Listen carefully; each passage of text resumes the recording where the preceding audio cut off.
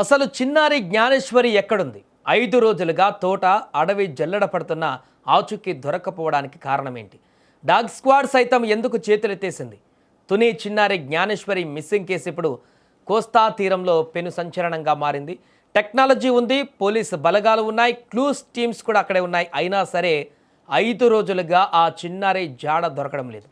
ఈ మిస్టరీ వెనుక ప్రకృతి కూడా ఒక విలన్లా మారినట్టుగా కనిపిస్తుంది. ఇప్పుడు అవుననే అంటున్నాయి అక్కడ పోలీసు వర్గాలు కూడా. తుని పరిసర ప్రాంతాలలో 5 రోజులుగా చిన్నారి జ్ఞానేశ్వరి కోసం గాలింపు చర్యలు ముమ్మరంగా కొనసాగుతున్నాయి. అక్కడ పోలీసులు ఏ ఒక్క అవకాశాన్ని వదలకుండా ప్రతి చోట కూడా క్షుణ్ణంగా వెతుకుతున్నారు. కేసు తీవ్రతను బట్టి రంగంలోకి దిగినటువంటి స్నేపర్ డాగ్స్ను కూడా అక్కడ సెర్చ్ ఆపరేషన్లోకి నిమగ్నం చేశారు. సాధారణంగా ఇలాంటి కేసుల్లో పోలీసు కుక్కలు ఇచ్చేటువంటి క్లూస్ చాలా కీలకంగా మారుతాయి. నేరస్తులైనా తప్పిపోయిన వారైనా సరే వాసన బట్టి వారికి సంబంధించినటువంటి ఏదో ఒక ఐటెం వాసన బట్టి ఈజీగా ఆ డాగ్స్ కనిపట్టేస్తాయి.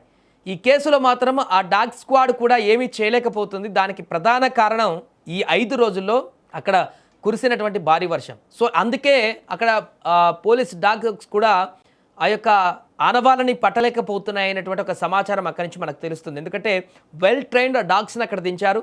పాప యొక్క గౌను ఇతరతర దుస్తులకు సంబంధించిన వాటిని వాసన చూపించి కూడా ఆ డాగ్స్కి ట్రైన్ చేసి పంపించారు తోటలోకి గుర్తుపట్టడానికి ఎక్కడైతే ఆనవాళ్ళు ఉంటాయో.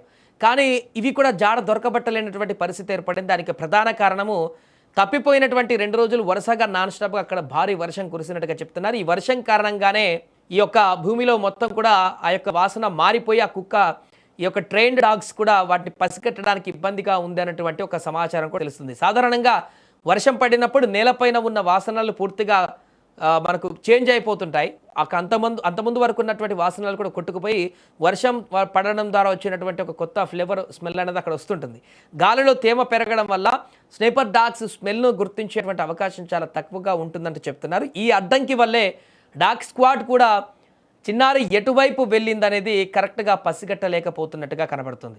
అటు వర్షం పడడం, ఇటు ఆధారాలు దొరక్కపోవడంతో పోలీసులకు ఈ కేసు ఒక పెద్ద సవాలుగా మారింది. దీంతో ఇప్పుడు పోలీసులకు మిగిలింది పాపతో పాటు వెళ్ళినటువంటి ఆ కుక్క మాత్రమే.